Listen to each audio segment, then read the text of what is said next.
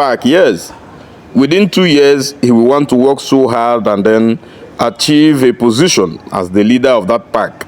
If he comes into a company, he works so hard to endeavor that he goes to the upper echelon of such an organization. They believe that hard work pays.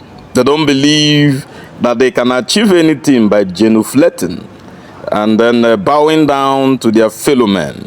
Yes, the Igbo man does not bow to anybody apart from his chi. Some people might see it to be a symbol of pride.